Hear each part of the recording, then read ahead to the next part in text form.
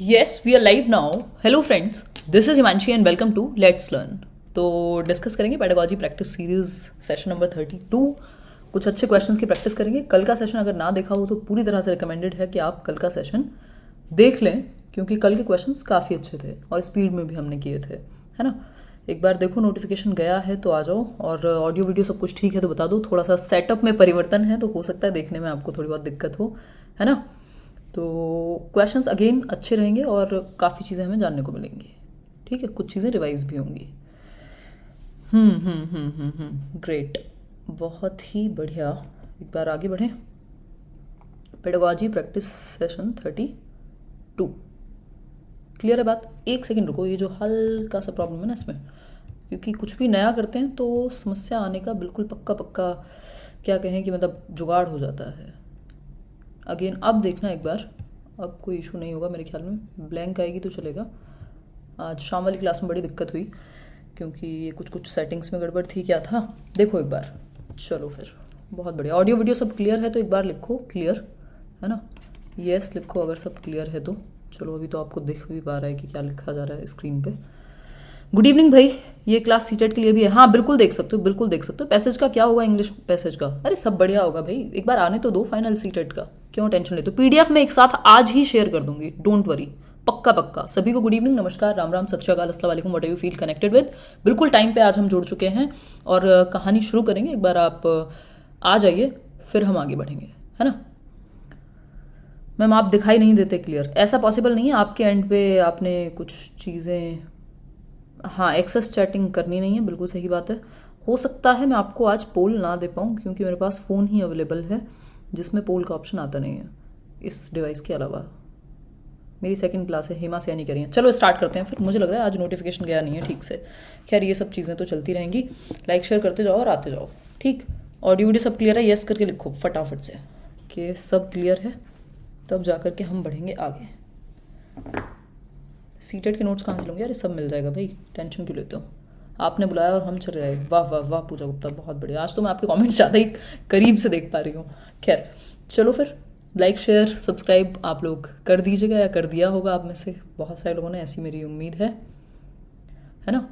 और ये PDF for sure आज पक्का पक्का पक्का प्रॉमिस टेलीग्राम चैनल पर शेयर हो जाएगी रात में ही। क्वेश्चन नंबर 1 देख लीजिए इसी बात पे। अभी कुछ दिन, 2-3-4 दिन थोड़ा सा सब्र करो। खड़े होने वाली जो क्लास है जो स्मार्ट बोर्ड पे, इतने क्वेश्चन पे फोकस करो। देखो एक बार, what is meant by physiological needs, यानी दैहिक आवश्यकताएं या फिर शारीरिक जरूरतों से तात्पर्य क्या है। पहला ऑप्शन है love, property, friendship and security, या फिर willingness to learn something important and effective learning, encouraging words from good friends and adults, या फिर good food, water, clean air and a safe warm place to sleep. बताइए एक बार फटाफट से बताइए। Physiological needs बोले तो शारीरिक या दैहिक आवश्यकताएं। बोल नहीं मिलेगा भाई आज, फटाफट से करते जाओ। डी ऑप्शन, मतलब भाई शारीरिक आवश्यकताएं क्या है हमारी, जो हमारा खाना पीना, जो हमारी सर्वाइवल नीड्स हैं एक तरह से, वो हमारी शारीरिक आवश्यकताएं हैं जिनके बिना हमारा जीवित रहना बहुत मुश्किल है। जैसे अच्छा खाना, पानी, हवा, एक सेफ और वार्म प्लेस टू स्लीप, भाई एटलीस्ट सिक्योरिटी हमारी एंश्योर्ड हो। कल हम बात कर रहे थे ना कौन सी, मैस्लो की हायरार्की की, उसमें यही तो बात है ना। पहले सबसे पहले हमारी शारीरिक आवश्यकताएं पूरी नहीं है, यदि वो बोला जाता है ना भूखे भजन ना हो गोपाला, है ना। ले लो अपनी कंठी वाला भैया, पेट में अगर 2 दाने नहीं है तो कोई ज्ञान अच्छा नहीं लगता, कुछ भी अच्छा नहीं लगता, सब जो है बेफिजूल लगती हैं चीजें। ठीक है बात, आगे बढ़ेंगे। आगे बढ़ेंगे। नेक्स्ट क्वेश्चन आपके सामने प्रस्तुत है, देखिए एक बार। How has Sigmund Freud explained socialisation, यानी सिगमंड फ्रॉइड ने सोशलाइजेशन को कैसे एक्सप्रेस किया है, एक्सप्लेन किया है। सोशलाइजेशन बोले तो समाजीकरण की जो प्रक्रिया है, सिगमंड फ्रॉइड के अकॉर्डिंग कैसी होगी, किस चीज के माध्यम से उन्होंने सामाजीकरण की प्रक्रिया को एक्सप्लेन किया है, डिस्क्राइब किया है। वीडियो एकदम एकदम एकदम क्लियर है। न्यू पेडागॉजी कोर्स अगस्त लास्ट में आएगा। एक सेकंड रुको, ये कैमरा मुझे हल्का सा साफ करना है, इतने आप लोग आंसर दो फटाफट से। हल्का सा साफ करना है मुझे कैमरा, 1 मिनट रुको।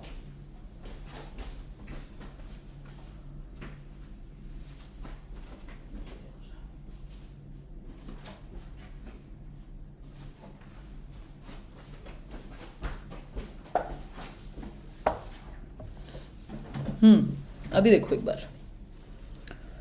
ओ गॉड,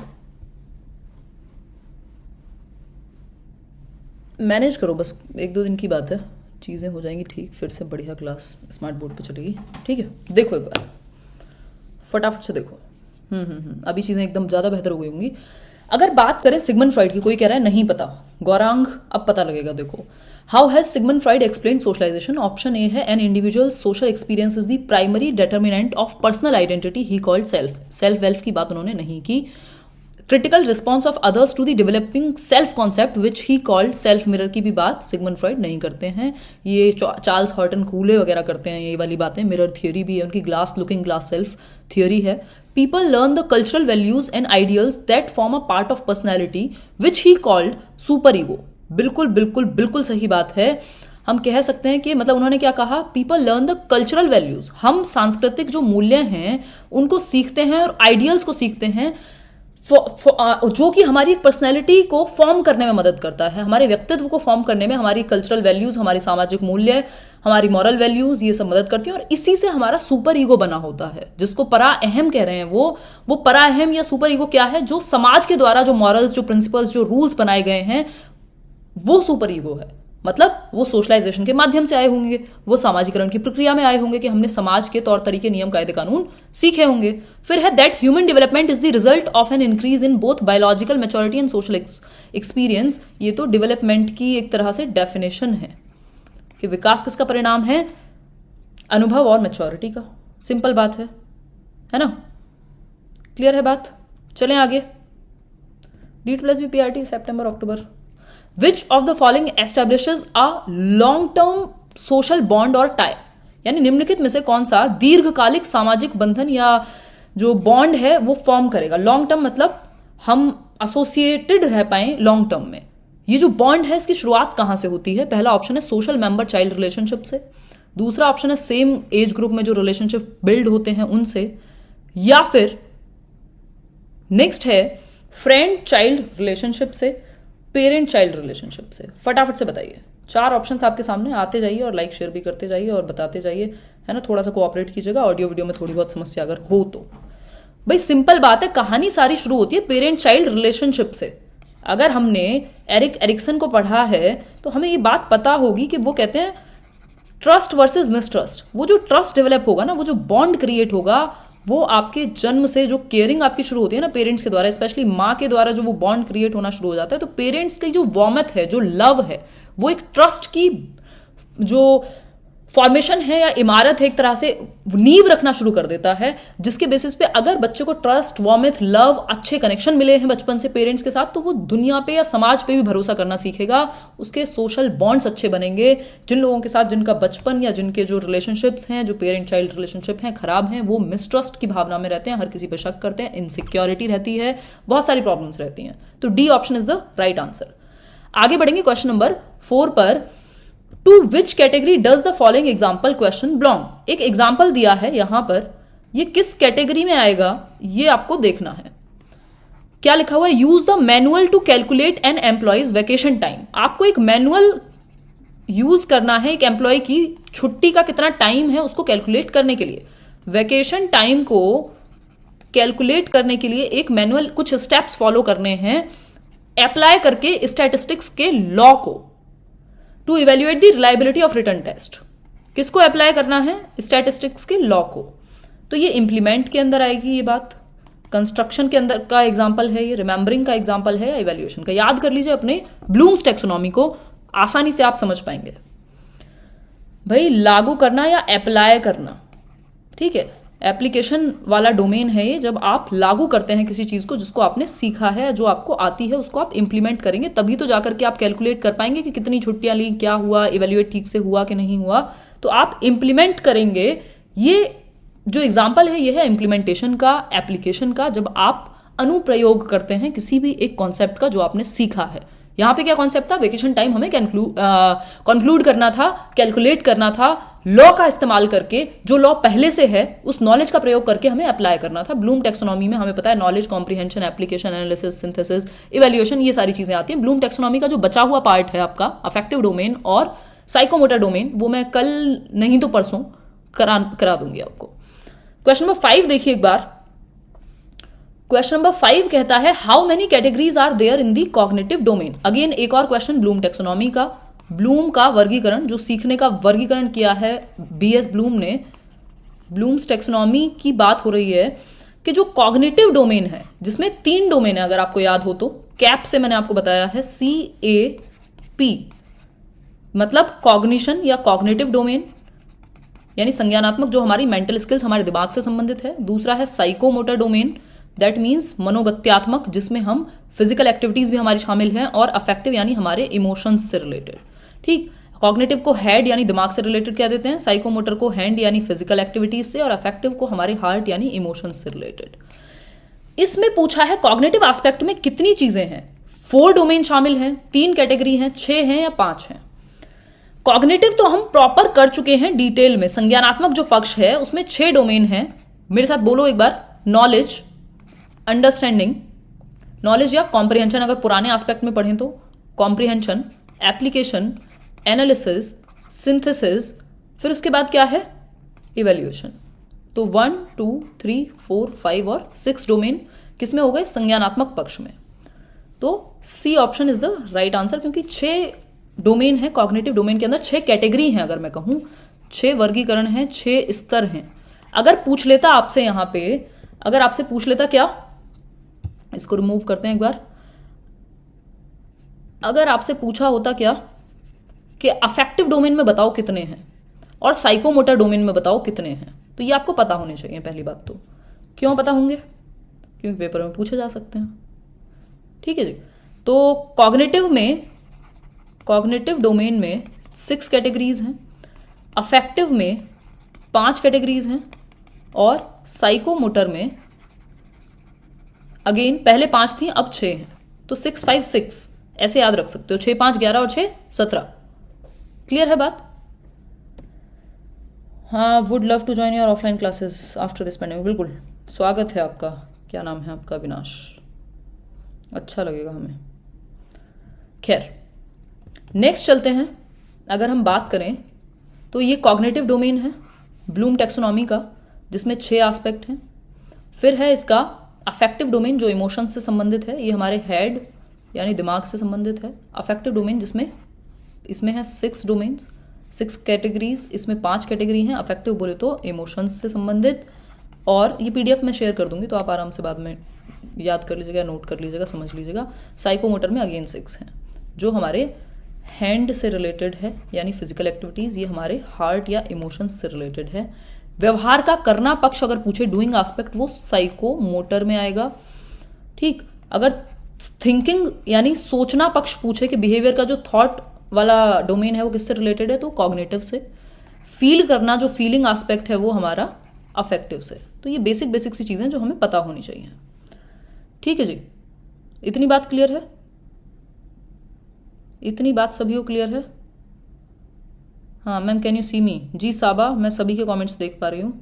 नया बैच शुरू कर देंगे सीटेट का, अभी पहले आने तो दो नोटिफिकेशन, और लाइक शेयर भी करते रहो साथ साथ, तभी तो नया बैच आएगा। देख रहे हो? मजाक कर रही हूँ। खैर आप कमेंट्स मत देखो, ठीक है। शशितोष बिल्कुल सही कह रहे हो आप। क्वेश्चन नंबर 6 देखिए, what is the pattern through which all children try to strike a balance between assimilation यानी आत्मसातीकरण और एकोमोडेशन। मतलब एसिमिलेशन है जब आप चीज़ों को ऐड कर रहे हैं अपने ब्रेन के अंदर, अपने स्कीमा में, अपने स्कीम ऑफ थिंग्स में, अपने कॉग्निशन में, अपने संज्ञान में। और दूसरी चीज़ होती है एकोमोडेशन, जब आप पुराने में परिवर्तन करते हैं या कुछ नया क्रिएट करते हैं, यानी समायोजन, एडजस्टमेंट एक तरह का। तो यहाँ पे तो प्लस माइनस कुछ भी हो सकता है। इन दोनों के बीच में जो बैलेंस स्ट्राइक करना है, इसको हम ना तो नेगोशिएशन कहेंगे, ना डिस्क्रिमिनेशन, ना रैशनल एक्सप्रेशन, इसको हम कहते हैं बैलेंस, संतुलन, या दूसरी भाषा में इसको इक्विलिब्रेशन कह सकते हैं। ठीक है, इक्विलिब्रियम कह सकते हैं, इक्विलिब्रेशन कह सकते हैं। दोनों ही शब्दों का इस्तेमाल किया जा सकता है ना। ये प्याजे कह रहे हैं, जो पहले से दिमाग में है और जो बाहर की दुनिया में है, उन दोनों में बैलेंस क्रिएट करने की प्रोसेस बैलेंस या इक्विलिब्रेशन या इक्विलिब्रियम कहलाती है, संतुलन कहलाती है। कि जो आपके दिमाग में हो, मान लीजिए मेरे दिमाग में है कि इसको पेन कहते हैं, और मैंने बाहर देखा कि हाँ ये पेन है, ये दूसरी तरह का पेन है, मेरे दिमाग में बैलेंस क्रिएट हो गया। अगर ये होगा कि पेन तो उसे कहते हैं जिसमें से इंक निकले, इसमें से तो निकलती नहीं है, तो फिर कॉन्फ्लिक्ट शुरू हो जाएगा, फिर डिसइक्विलिब्रियम बन जाएगा। प्याजे की थियरी ना देखी हो तो देख लीजिएगा, मैंने डिस्कस की हुई है आप लोग के साथ। पोल तो आज नहीं हो पाएगा, शायद कल दे दूं मैं, What are the major characteristics and developmental changes that can be detected at the age of 12 years onwards? मतलब कौन सी विशेषताएं या लक्षण और विकासात्मक परिवर्तन एक 12 वर्ष से आगे के बच्चे में 12 वर्ष के बाद या 12 वर्ष की एज के बाद डेवलप होंगे? पहला ऑप्शन है आपके सामने, वेलकम है अमीरुल।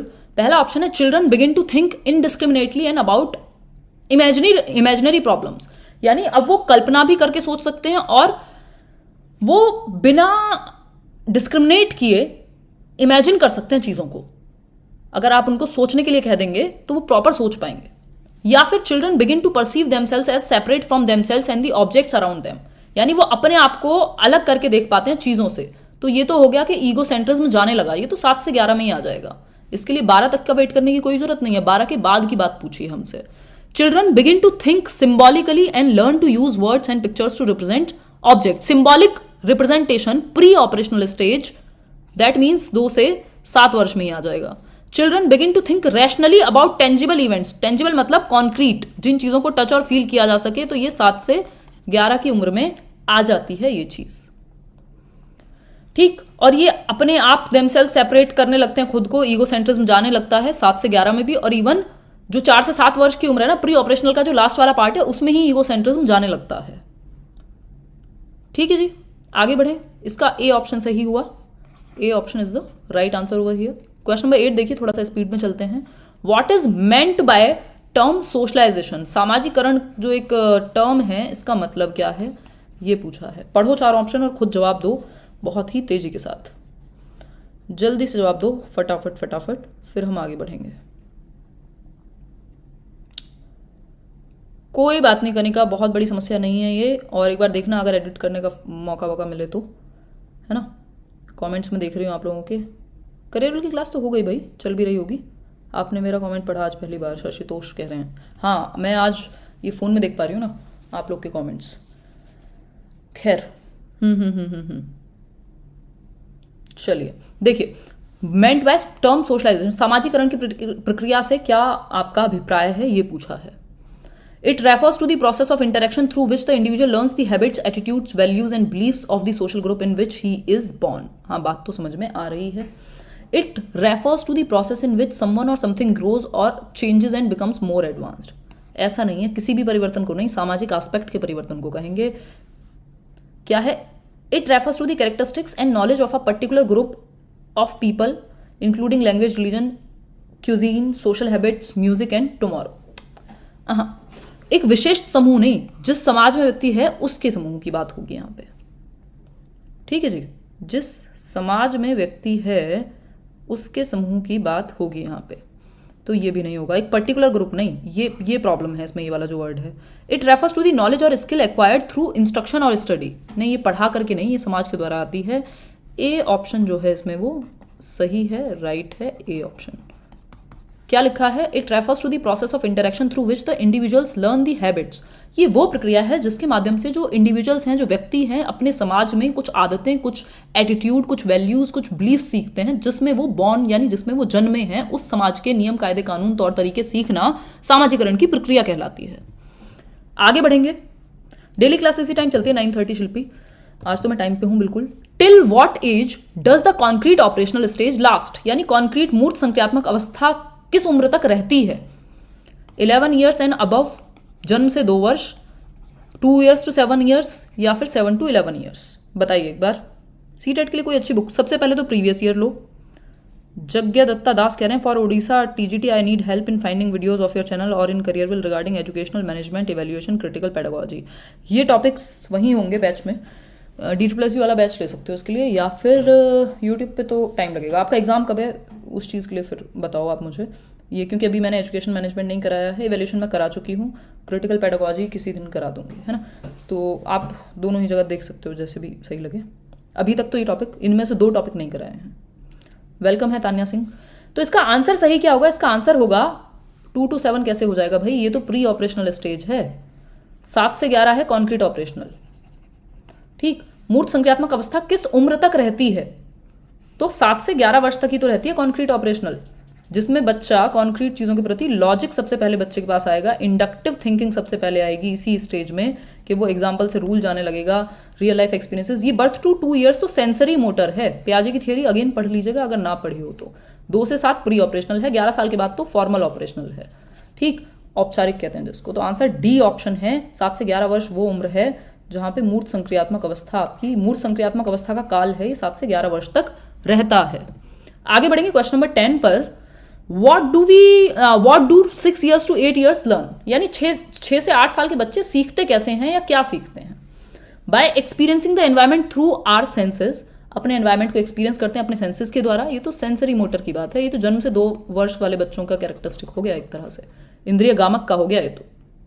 फिर है through problem solving and development of concepts, यानी समस्याओं का समाधान करके और कॉन्सेप्ट्स को डेवलप करके, कंपैरेटिवली बेहतर आंसर है।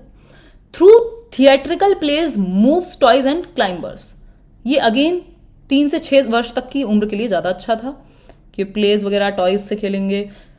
जैसी बात 6 या 7 के ऊपर जाएगी तो कॉन्क्रीट ऑब्जेक्ट्स या प्रॉब्लम सॉल्विंग आने लगेगी बच्चे में, कॉन्सेप्ट्स डेवलप होने लगेंगे। Through the development of a sense of discipline and interest in reading writing and arithmetic, ये फॉर्मल ऑपरेशनल का एक तरह से कैरेक्टरिस्टिक है। तो आंसर एक सही है, यहाँ पे समस्या हल करना सीख जाएंगे और कॉन्सेप्ट्स को समझने लग जाएंगे। ये उम्र कौन सी है? 6 से 8 साल, ठीक। अब बेसिक समस्याएं वो समाधान करना सीख जाएंगे, बहुत भारी नहीं, क्योंकि अगर बहुत भारी सीखते तो फिर डी ऑप्शन सही हो जाता, ठीक। 6 से 8 वर्ष का बच्चा जिसमें बी ऑप्शन सही है, वो समस्याओं का समाधान बेसिक करने लगता है, प्रॉब्लम्स को सॉल्व करके सीखता है। अगर आप उसके सामने कोई प्रॉब्लम पोज करेंगे और कॉन्सेप्ट्स उसके डेवलप होते हैं समय के साथ, वो छोटी छोटी चीजें सीखने लगता है, साइंस आने लगती है, ये सारी चीजें होती हैं। चलिए फिर आगे बढ़े। अरे यार ये शर्ट है जो नॉर्मल पहनती हूँ रोज, देखो एक बार,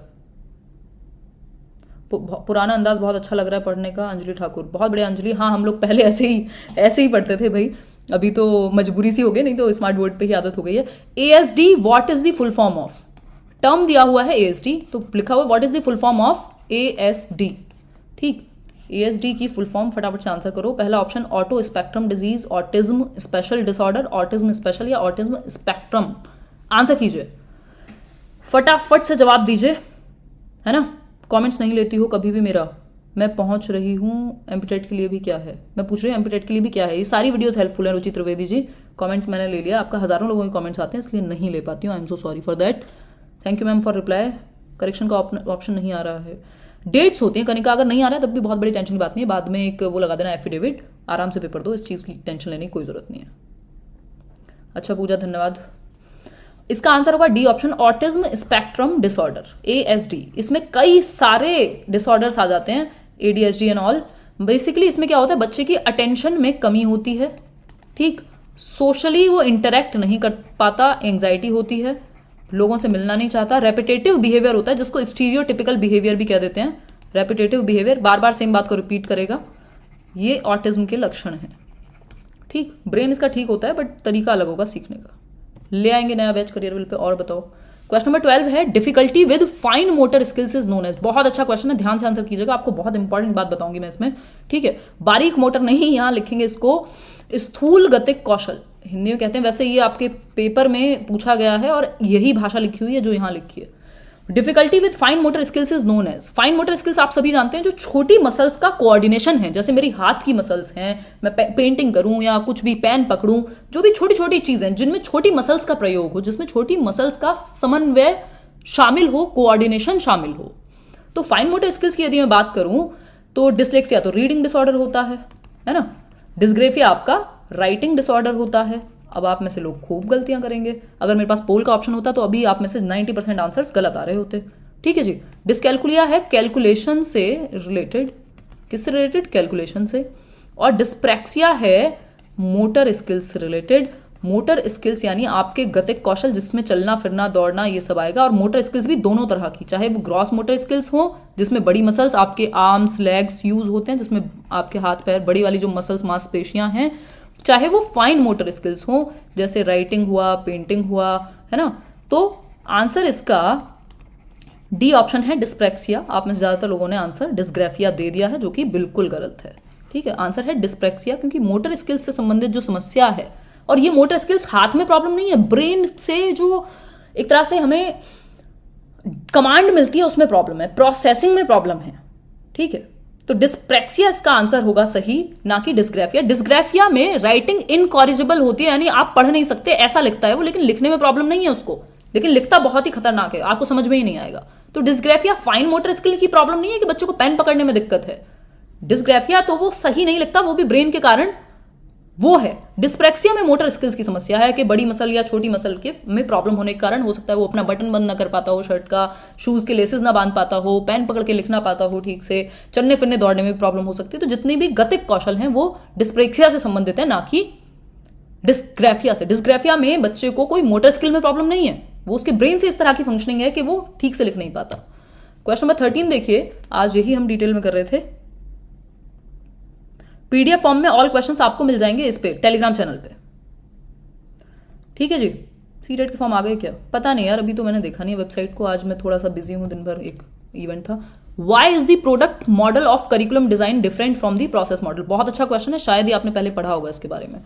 Y is the product model, यानी एक होता है करिकुलम डिजाइन का जो पाठ्यचर्या हमारी डिजाइन होती है उसका प्रोडक्ट मॉडल, दूसरा होता है क्या प्रोसेस मॉडल, यानी प्रक्रिया और एक उत्पाद।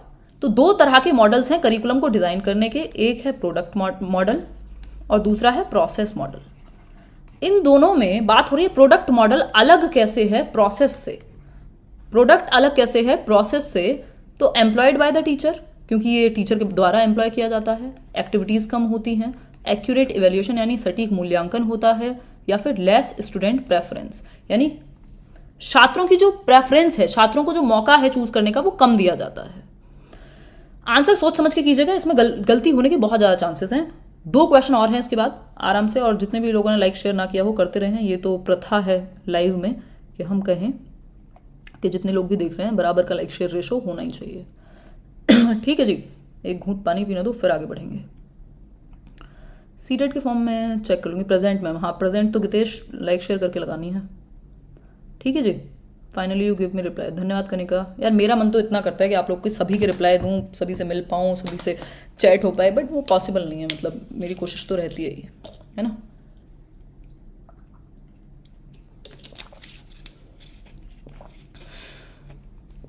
हाँ, आज पुराने तरीके से 2019 में ऐसे मैं सेशंस लिया करती थी, और ये भी अपने आप में हमारे लिए बड़ी बात थी कि एक नया लैपटॉप लिया था और उसके बाद ये शुरू हुआ था इस तरह का वो। अच्छा, धन्यवाद प्रतिमा राघव। इस बात से मुझे याद आया, एक फ़ोटो भी क्लिक कर लेंगे जब आप कह रहे हैं तो। ठीक है, चलो एक बार अब क्वेश्चन पे चलें, समझें थोड़ा सा। देखिए, अगर मैं बात करूं प्रोडक्ट मॉडल की, तो यहाँ टीचर सेंटर्ड होता है ये ज़्यादातर, टीचर का रोल ज़्यादा है, ये बात सही है। लेस एक्टिविटीज़ हैं, ये बात सही है। एक्यूरेट इवैल्यूएशन है, ये बात भी सही है। लेकिन बच्चों को मौका कम मिलता है चूज करने का, स्टूडेंट की प्रेफरेंस कम होती है, इसलिए ये अलग है। स्टूडेंट प्रेफरेंस कम होती है इसलिए अलग है प्रोसेस से। प्रोसेस मॉडल में लर्निंग मीनिंगफुल होनी चाहिए और बच्चा ज़्यादा स्वतंत्र होता है बजाय कि प्रोडक्ट मॉडल से, इसलिए डी ऑप्शन सही है। अगर आप देखना भी चाहते हैं इन दोनों में डिफरेंस, तो प्रोडक्ट मॉडल है उत्पाद और प्रोसेस प्रक्रिया को कहते हैं। यहाँ पे अगर आप देखेंगे तो टीचर का कंट्रोल ज़्यादा है, टीचर से बच्चे की तरफ कंट्रोल आएगा, और कंटेंट या ऑब्जेक्टिव्स पे ज़्यादा ध्यान है कि क्या पढ़ाना है, कंटेंट कैसे, चैप्टर्स ये वो, और सोशल स्किल्स और लाइफ स्किल्स की तरफ जाएंगे कंटेंट से, पहले सिलेबस से जाएंगे। जबकि प्रोसेस मॉडल में क्या है, उल्टा चलेगा, स्टूडेंट कंट्रोल या स्टूडेंट की चॉइस से, चाइल्ड सेंटर्ड से ऊपर की तरफ आएगा टीचर कंट्रोल की तरफ, और यहाँ सोशल स्किल्स और लाइफ स्किल्स पे फोकस ज्यादा है, मीनिंगफुल लर्निंग पे फोकस ज्यादा है, बच्चे की प्रेफरेंस पे फोकस ज्यादा है। चाइल्ड की जो प्रेफरेंस है वो ज्यादा मायने रखेगी कहाँ, यहाँ पर। यहाँ पे लेस प्रेफरेंस है, वही हमने चूज किया था। बच्चे को अपने लिए चूज करने का मौका प्रोडक्ट में कम मिलेगा, प्रोसेस में ज्यादा मिलेगा। ठीक, तो होपफुली ये बात आप समझ पाए होंगे। इन दोनों को हम एक दिन प्रॉपर डिस्कस कर लेंगे, किसको, प्रोसेस मॉडल और प्रोडक्ट मॉडल में अंतर क्या है, या करिकुलम की एक वीडियो मैं आपके सामने लेकर के आ जाऊंगी। What is meant bye intangible cultural heritage? अमूर्त सांस्कृतिक विरासत से मतलब क्या है इंटेंजिबल कल्चरल हेरिटेज? पहला ऑप्शन है intellectual objects of culture, external objects of culture, material objects of culture, house hold objects of culture. अमूर्त का मतलब आप समझ सकते हैं, अमूर्त का मतलब होता है जिन चीजों को हम टच और फील डायरेक्टली नहीं कर सकते। जैसे मेरे दिमाग में एक कॉन्सेप्ट होगा ऑनेस्टी का, मैं किसी चीज़ पे विचार कर रही हूँ जिसको आप टच और फील नहीं कर सकते, वो अमूर्त हो गई। जैसे लव, ऑनेस्टी और इस तरह की चीज़ें जो आपके सामने डायरेक्ट नहीं है प्रेजेंट। जैसे ये बॉटल मेरे सामने कॉन्क्रीट है, एब्स्ट्रैक्ट नहीं है, इंटेंजिबल नहीं है, टेंजिबल है, जिसको मैं टच और फील कर सकती हूँ, है ना। लेकिन आप लोग मेरे सामने अभी अमूर्त रूप में हैं, जिसमें मैं आपके बात कर रही हूँ कि धन्यवाद सैफ, जिसमें मैं आपके कमेंट्स वगैरह पढ़ रही हूँ, वो अमूर्त हैं, है ना। तो अगर मैं बात करूँ इंटेलेक्चुअल ऑब्जेक्ट्स ऑफ कल्चर की, तो बौद्धिक वस्तुएं तो दिमाग में होती है ना, तो ये तो एब्स्ट्रैक्ट हुई, ठीक। एक्सटर्नल ऑब्जेक्ट्स तो दुनिया में बाहर हैं, तो ये तो कॉन्क्रीट हुए, ये एब्स्ट्रैक्ट नहीं हुए भाई। एक्सटर्नल ऑब्जेक्ट्स ये है, टच फील कर सकते हो, ये तो कॉन्क्रीट कल्चरल हेरिटेज हो गया, जैसे हमारा ताजमहल है, बाकी चीजें जिनको हम टच फील कर सकते हैं। मटीरियल ऑब्जेक्ट्स हो गए, जो भी मटीरियल्स हैं पुराने, वो हमारे कल्चर का पार्ट है, जिनको हम टच कर सकते हैं। अगेन ये कॉन्क्रीट है, यानी मूर्त हैं। फिर है house hold objects of culture, again इनको भी टच और फील किया जा सकता है। जिस चीज को भी टच और फील किया जा सकता है वो हमारी टेंजिबल है या कॉन्क्रीट है, जिसको टच फील किया जा सकता है। एक ही चीज है यहाँ पे जिसको टच फील आप डायरेक्टली नहीं कर सकते, ये आपको विचारों में ही मिलेगा, जो है संस्कृति की बौद्धिक वस्तुएं, यानी इंटेलेक्चुअल ऑब्जेक्ट्स ऑफ कल्चर। ठीक है जी। लास्ट क्वेश्चन है, बहुत अच्छे से क्वेश्चन हैं। राम राम कुणाल सक्सेना, है ना। दीदी प्लीज क्या लिख रहे हो भाई? टेलीग्राम चैनल लिंक बताइए, नाम बताइए। लेट्स लर्न स्क्वाड सर्च करो, 3.5 लाख लोग जुड़े हुए हैं वहां पे, किसी फेक से मत जुड़ जाना। देखो नेक्स्ट अगर हम बात कर रहे हैं यहाँ पे, तो ये इंटेंजिबल कल्चरल हेरिटेज है। टेंजिबल में क्या क्या आ गया? जिन चीजों को हम टच कर सकते हैं, जैसे external object, material object, house hold object, जो पुराने जमाने में या हमारे कल्चर में है, जिनको हम टच फील कर सकते हैं। जैसे एक मिथिला पेंटिंग हो सकती है। लेकिन कुछ ऐसी प्रैक्टिसेस होंगी, जैसे मान लो सती प्रथा होगी, अब आप उसको टच कर सकते हो, वहां जाके नहीं, थॉट से बनी है कहीं ना कहीं। तो कुछ प्रैक्टिसेस हो सकती हैं, कुछ एक्सप्रेशंस, अभिव्यक्ति हो सकती हैं, आपकी नॉलेज हो सकती है, पुराने टाइम की स्किल्स हो सकती हैं जो लोगों को आती थी उस टाइम पे, चाहे वो तालाब बनाना हो, ग्रुप्स हो सकते हैं। ये सब क्या है? कल्चरल हेरिटेज का पार्ट है, जो इंटेंजिबल कल्चरल है, जिसको हम टच और फील नहीं कर सकते। नेक्स्ट है, लास्ट क्वेश्चन है आज के लिए, which learning theory follows the empirical model of educational philosophy. Empirical होता है जो अनुभवों पर बेस्ड हो, अनुभवजन्य मॉडल, जो आपके एक्सपीरियंस पे बेस्ड हो, जिसको आप एक्सपीरियंस कर पाओ, उसको एम्पेरिकल कहते हैं। तो ये एजुकेशनल फिलोसफी के क्रिएटिव एस्पेक्ट में है, प्रैग्मेटिज्म में है, कॉग्निटिव में है, या सोशल क्रिएटिविटी में है। लास्ट सेशन, मतलब लास्ट क्वेश्चन है आज के सेशन का। नमस्ते हिमांशु कुमार बुलंदशहरी, यूपी 13, बहुत बढ़िया, आपने तो पूरा एड्रेस ही लिख दिया है। लिंक से नहीं हो रहा है तो पीयूष आप लेट्स लर्न स्क्वाड सर्च करो और हो जाएगा आपका टेलीग्राम चैनल ज्वाइन। ठीक है,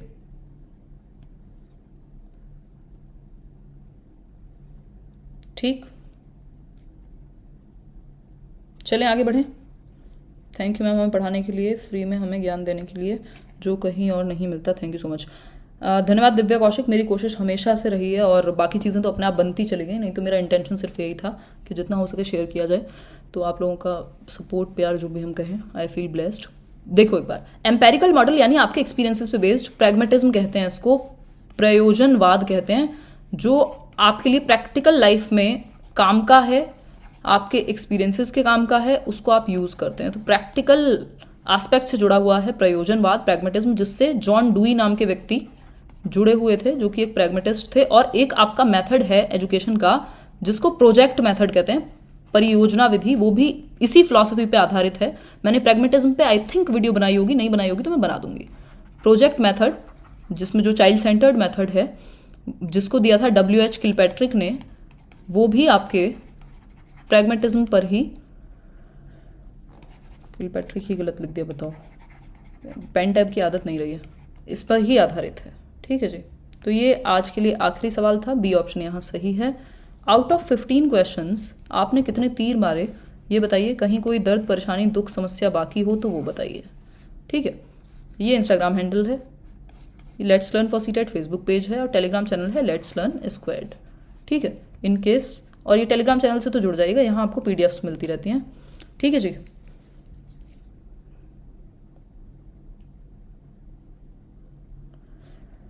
चलें आगे बढ़ें।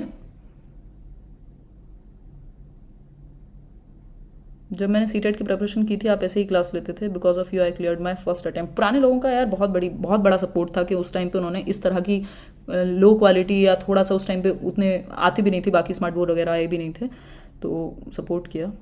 Thank you so much. Ma'am आपने कंप्यूटर कब और कैसे सीखा? यार मेरे पास पर्सनल कंप्यूटर तो 10वीं तक नहीं था, बट स्कूल में थोड़ा थोड़ा सीखा था। फिर कभी कभार मैं आती थी फैमिली के पास दिल्ली, तो तब चलाने को मिल जाता था। वो भी बात है 8th 8th की। तो मेरे पास पर्सनल कंप्यूटर तो इवन 10th की बात, क्या पर्सनल तो मुझे ग्रेजुएशन में मिला है, और 10th से फिर मैंने मतलब घर में था एक तरह से, तो सीख लिया, चला चला के सीख लिया। थोड़ा बहुत क्लासेस लगती थी तो थोड़ा बहुत माइक्रोसॉफ्ट, बाकी तो आप करते करते सीख जाते हो। एज सच मैंने कोई प्रोफेशनल ट्रेनिंग कभी नहीं ली।